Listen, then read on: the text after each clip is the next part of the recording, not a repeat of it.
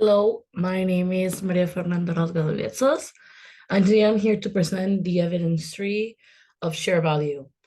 This is a video explaining kind of briefly what we've seen throughout the whole subject and the analysis we've made of high battery inside many matrices and many things to question. So to start, um, the relevant findings on the SWOT based on the PESTEL and the CPM. So here's the SWOT that me and my team made.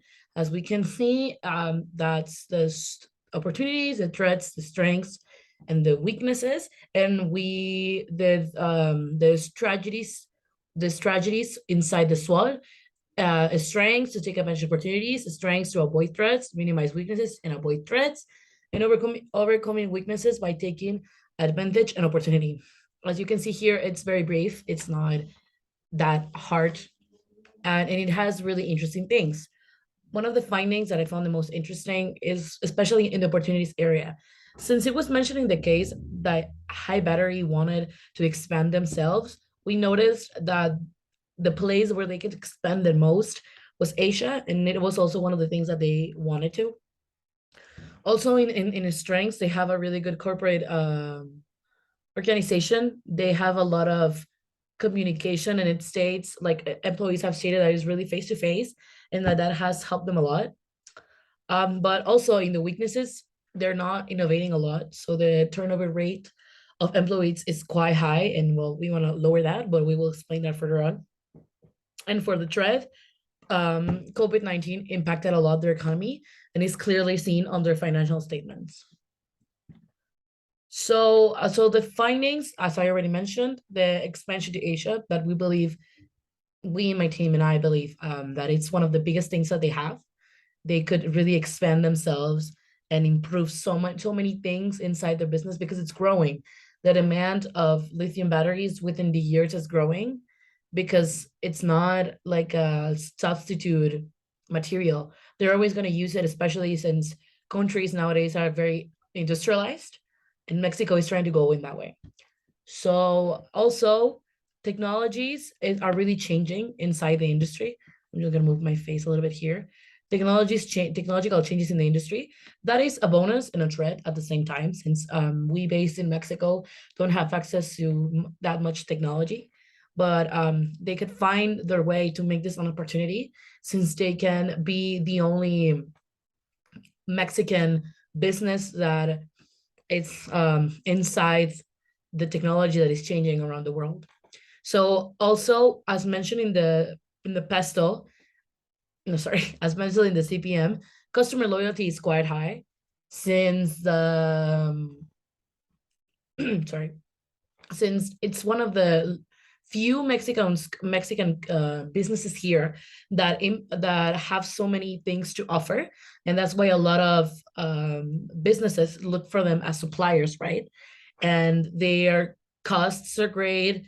The way that they treat customers as well, so the customer loyalty, it's amazing. And also found in the SWOT and on the past analysis in the economic part, the taxes of importing and exporting in the overall industry are very low. So we can see a picture of the CPM. I didn't put here a picture of the past analysis because it's quite large and we've written, but most of the things found on the pesto are here in the strength, in the opportunities and the threats, especially in the economic area, and I believe in the social one. Yeah. So for example, in here we can see the change in social structure, the consumers' behaviors, as I mentioned before. A battery has a really good customer loyalty, and that will help them. But since consumers' behavior changed so much because it's such a demanding industry, it's a threat and not so an opportunity. And as I mentioned before, the lower taxes and the growing on the market. It is all mentioned in the SWOT analysis that we did on the last challenge activity, but I didn't felt the need to put it all completely here because I was going to explain it. So now, to conclude or justify if the current business model responds to the SWOT analysis. So the current business model serves to this, which is a perspective of business models that doesn't go according to what they're supposed to do, right? So this is the business model for high battery, the one that they have right now. They don't focus on the things that they should. And further on in my strategies, I'm going to explain why do I believe they should change their narrowing to key partner, key activities, and key resources.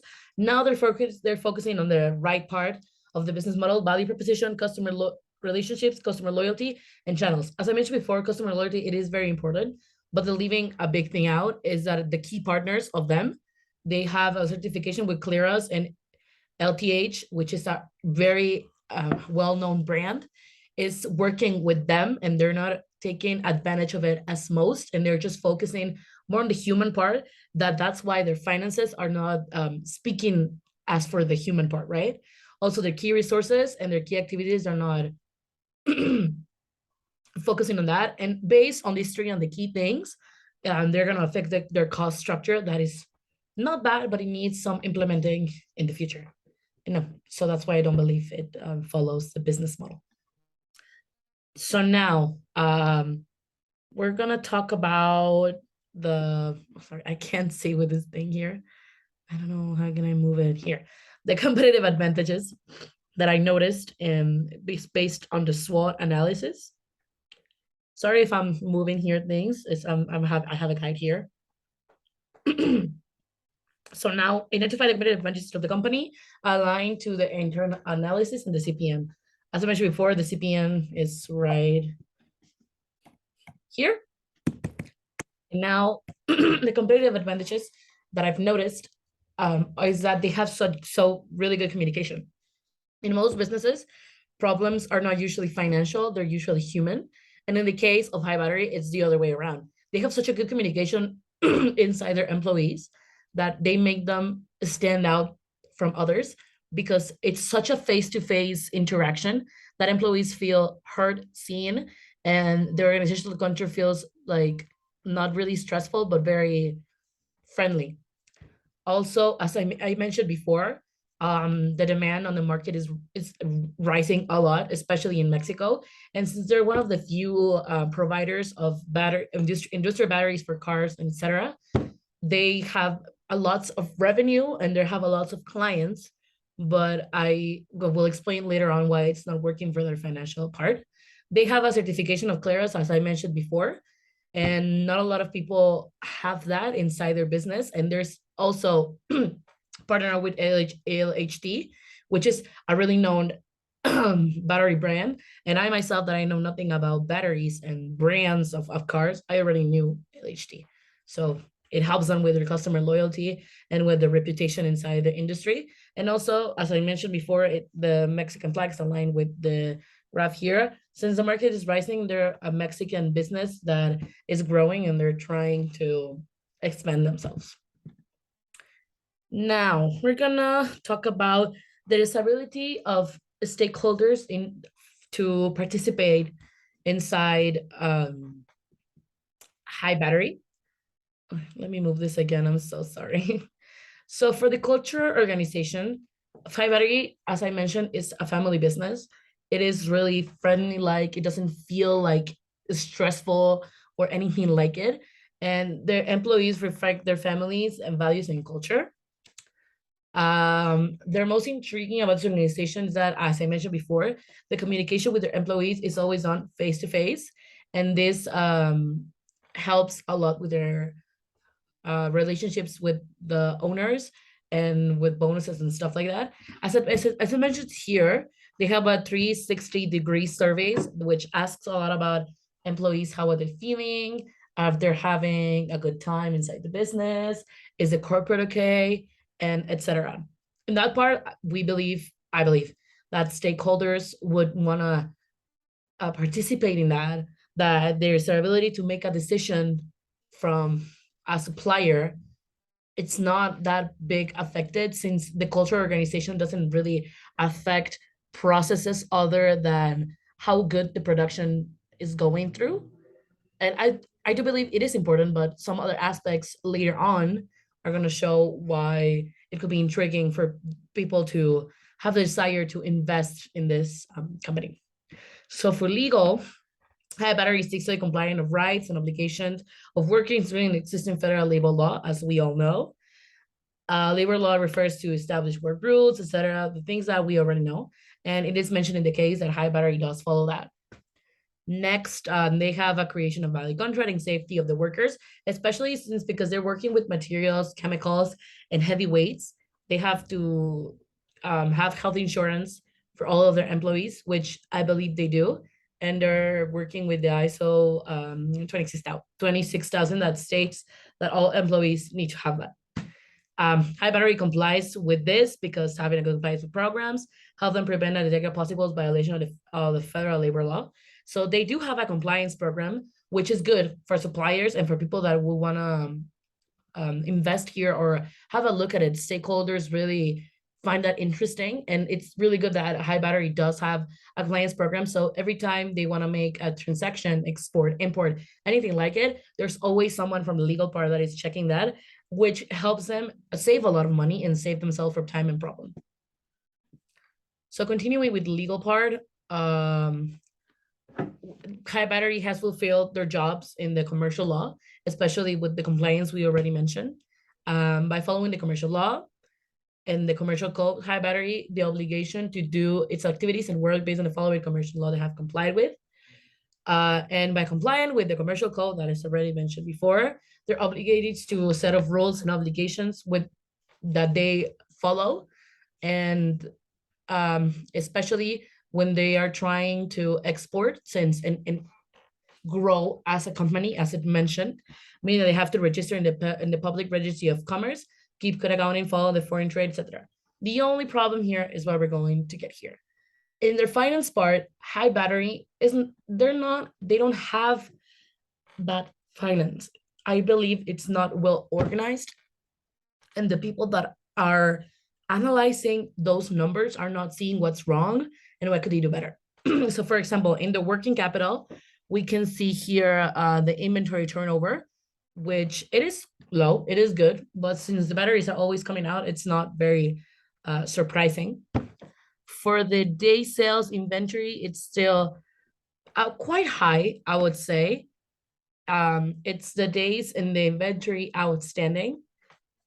Also, the payables turnover are a bit higher too, and the day sales payables are a bit higher too, as I mentioned. So these numbers in the working capital makes it harder for High Battery to work or to have transactions. And now that they're trying to grow as a company, it doesn't give them the enough revenue or the enough workforce or the enough power as a company to keep moving on, because they have already things to solve, to pay the inventory. It does move, but somehow represented on their balance sheet, their income statement, and their cash flow, it doesn't seem as good as this. And so next, keep talking. Sorry. So next, I wanted to implement the strategies, but I'm going to keep talking about more. In their cash flow, it seems like for future investments, they would have money. However, in order to keep going with that and having a correct working capital, they need to balance out their balance sheet. It was mentioned, I'm not going to put a picture here because it was already mentioned in the last activity, and I felt that it was unnecessary. Its balance sheet is not correctly balanced. So it means that they did something wrong, and that the people that were looking into finance did not realize the mistake they made. And that's probably why the working capital is not giving, since the employee turnover is quite high inside the business. So it doesn't align with anything of what I'm saying. For example, employees feel good, they have a good corporate organization, a cultural organization, but employee turnover is high, meaning or they don't give employees bonuses enough, they don't get paid enough or at time, or that, as I mentioned here, in their efficiency ratios, they're not an efficient company when it comes to those aspects, and we want to change that. So now we're going to talk about some strategies to improve their competitive position. So to start, my three strategies are called backstage disruption, that is aligned to the business model; trip to Asia, that is aligned to the SWOT analysis; and the 360 degrees bonus. Oh, sorry. So to start a little bit to explain more about the backstage disruption. Backstage disruption, it's a focus inside the business model. As I mentioned here, High Battery focuses more on the right side of the business model. And I'm proposing that they do focus on their left side so they can be more efficient on the activities and resources could affect good their cost structure, and they could have finally balanced out all the things that they have missing on their financial statements. The proposal name is the backstage disruption, as I mentioned here. The objective is to change their focus on their business model in order to motivate employees to fully understand what are they're going through and why are they changing that, because when they change that, they're going to affect their cost structure. So changing their focus to affect their cost structure is the objective.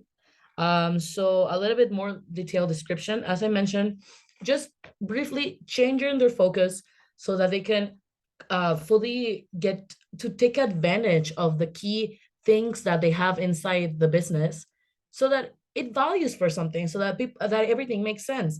It is quite surprising that they have so good corporate culture and that employees stuck really good. However, employees always come and leave.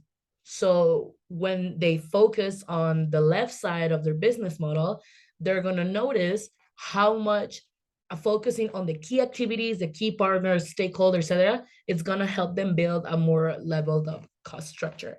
And the impact proposal as well is going to change employees and especially change how the business positions itself towards others inside the industry. So for the next one, the name is Trip to Asia.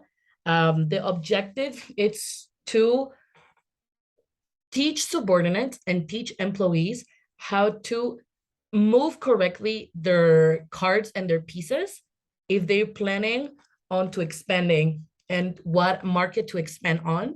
As I've mentioned briefly, the market to expand on better, it's to Asia. So a trip to this strategy will be a one-time strategy, by the way.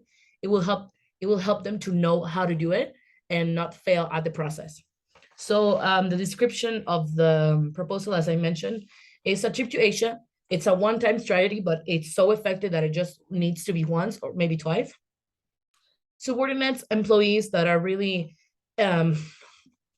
inside the expansion area of the business can go to a trip to Asia, to LH, LHT does have some researchers in that country, and sorry, in that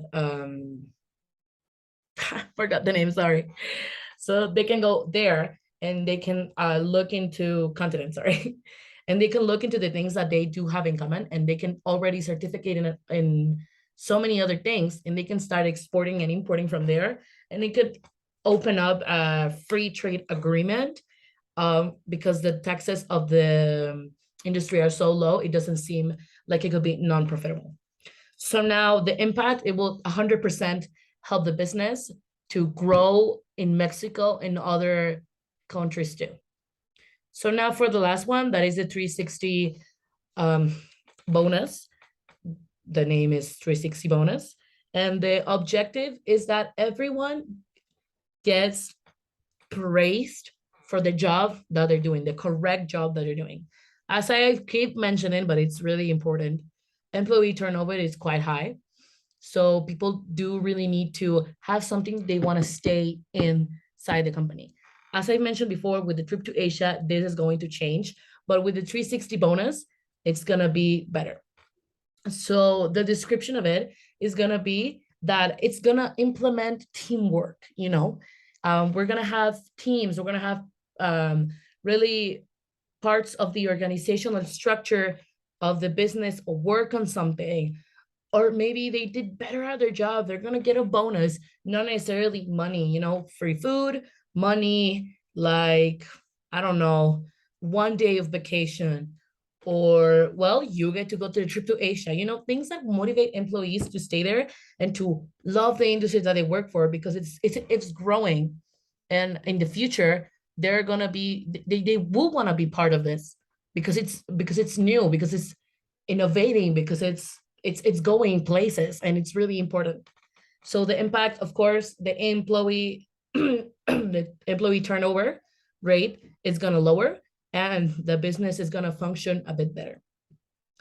So now for the last part, well, almost the last part, is an intervention strategy for each of the strategies that I mentioned. So for the backstage disruption, let's put ourselves in a context where employees and subordinates are like, no, I'm not changing where my business model is going. I like where it is. I don't feel comfortable changing this because it's supposedly working. So the plan, the intervention strategy consists of 3 steps. So the thing are courses with rewards. As I mentioned, rewards don't always have to be monetary. Sometimes people, every time you monetize things inside a business, of course, people want to get money, but you lose the human side of giving someone a reward. So courses with reward. Courses not like tedious courses about like, oh my God, this is the new business model that we're gonna do, et cetera, et cetera. No, things that are interesting that it explains them why are they changing that and how is it going to affect positively their job and the business in general. So explaining the benefits, as I mentioned, in a group analysis. Put everyone in the company together and analyze this is where I'm going, this is where we're working on. And then, I don't know, give pizza or something at the end of the session when you're explaining that. And slowly but effective, it's going to work. For the trip to Asia, I don't believe someone inside the business will say, well, no, this isn't cool. Like, I'm totally against this. But there could be people that because they're not going, they're not going to be fully satisfied, right? So when they're in Asia with LHLTH and they're doing all of this research, they're gonna one of the strategies to video call with employees, project a video call so that they feel part of something and they feel that they're there. Rewards, I know here it's presented with monetary, but it's just for visual purposes. Rewards, bring them something from the trip or tell them you are going to go to speak to the manager of this project, which is Asian, and they're gonna work on their Asian. Very things that help their brain, their knowledge, monetary, and they can also help them as persons and start growing from there to the future. And bring it in the last one, bringing up cultural aspects from the company to the company or the market that they're trying to implement with, and just put them in there slowly, but they're going to believe that it's something really innovating. As we put in the SWOT analysis, that one of their weaknesses, it was that they were not innovative enough. Bringing cultural aspects from that, from those countries and from that continent can be good to prevent the intervention. So for the 360 bonus, I mean, come on, who is going to be against giving a bonus? But if someone does want to intervene, which is totally normal in a business because it's the explanation. As I mentioned before, it is mentioned in the case and for employees that high battery counts with a really good communication between employees. So a good communication about what it's going to be about is perfect, and that the team and they're going to be team bonuses. Of course, they're going to bonus and reward your individual job, but as a person that loves teamwork, you're going to be rewarded with your team, and it's going to be really equal.